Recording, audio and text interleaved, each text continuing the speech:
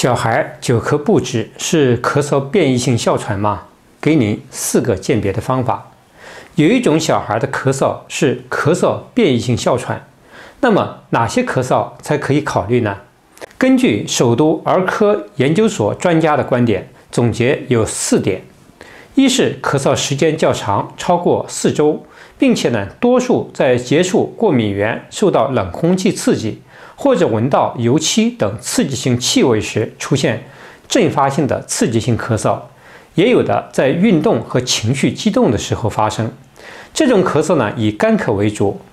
可以有少许的白黏痰，常在夜间或者早晨起床时候加重。二是使用抗生素无效。对于变异性哮喘引起的咳嗽，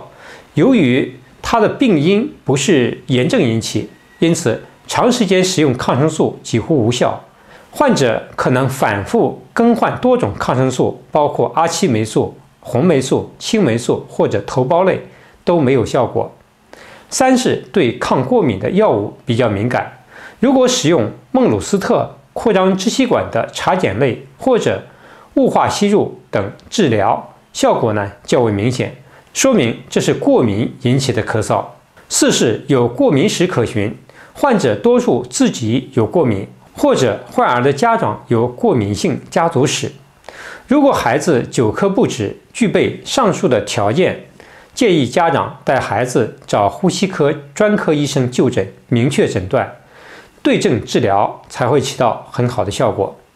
对于有过敏性体质或者有这种咳嗽变异性哮喘的孩子，要注意避免接触过敏源，尤其是在春天的季节，尽量避免接触花粉和柳絮等，出门戴好口罩，居家不要开窗户，家中可以使用空气净化器。如果明确对某种成分过敏，可以采取脱敏的疗法，能够明显缓解症状。